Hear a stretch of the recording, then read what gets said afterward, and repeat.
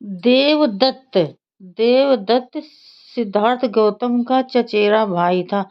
तो hello friends, कैसे हो आप सब लोग। उम्मीद करती हूँ सभी लोग अच्छे होंगे। तो फ्रेंड्स, देवदत्त सिद्धार्थ गौतम का चचेरा भाई था। वो आनंद और अन्य शाक्य राजकुमारों के साथ ही भिक्षु बना था।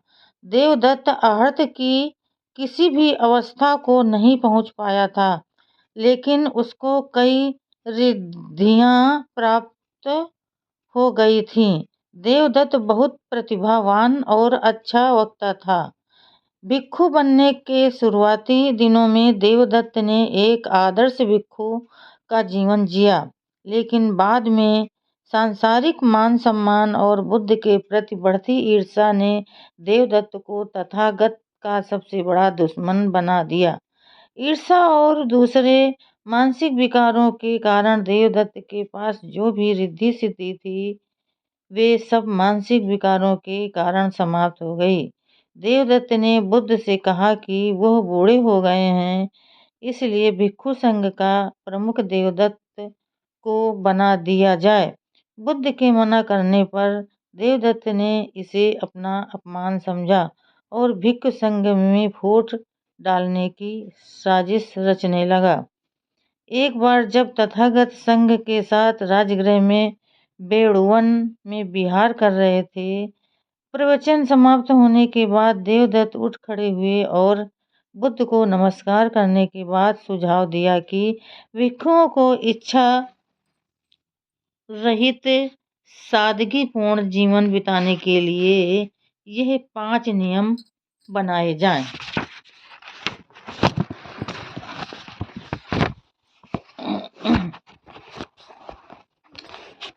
एक भिक्षु सदैव वन में रहे और गांव या नगर में उन्हें सोने की अनुमति न हो।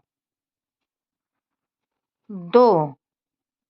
भिक्षु भिक्षाटन करे और उपासकों के यहाँ भोजन करने का निमंत्रण कभी स्वीकार न करे। 3. भिक्षु फटे पुराने कपड़ों से अपने चीवर सिले और उपासकों से चीवर वस्त्र उपहार स्वरूप न स्वीकार किया करे। 4. भिक्षु वृक्षों के नीचे सोए, कुटिया या भवनों में न सोए। 5. भिक्षुओं को केवल शाकाहारी भोजन ही करना चाहिए। प्रभु, यदि भिक्षु इन 5 नियमों का पालन करेंगे तो न्यूनतम इच्छाओं के साथ सादगी भरा जीवन व्यतीत करने में सफल होंगे। भगवान बुद्ध ने इन 5 नियमों को अनिवार्य करने से मना कर दिया।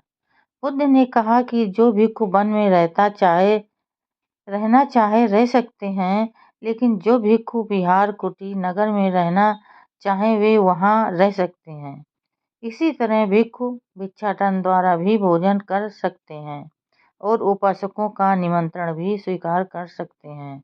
इससे भिक्षु और उपासकों के बीच विचार विमर्श का अवसर मिलता है।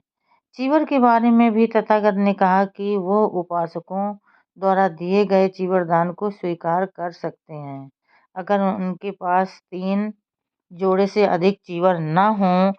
जो भिक्षु पेड़ के नीचे सोना चाहें वो सो सकते हैं और जो कुटिया या विहार में सोना चाहें सो सकते हैं। शाकाहारी भोजन के बारे में बुद्ध ने कहा कि उन्हें कोई आपत्ति नहीं है, लेकिन जिन भिक्षुओं को समिच्छ भोजन भिक्षा पात्र में मिलता है वे स्वीकार कर सकते हैं, बशर्ते उनके लिए जीव हत्या न की गई हो। इसके बाद देवदत्त ने भिक्षु संघ में फूट डाल दी और 400 भिक्षुओं को अपना संघ बनाकर गया शीर्ष चला गया।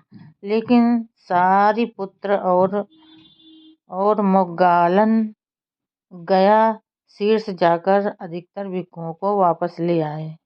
भगवान बुद्ध ने सारिपुत्र और मोग्गालन को धम्म सेनापति बना रखा था। इस कारण भी देवदत्त भगवान बुद्ध से नाराज था। उसकी इच्छा स्वयं प्रधान बनने की थी, ईर्ष्यावश देवदत्त ने भगवान बुद्ध को 3 बार मारने का भी प्रयास किया।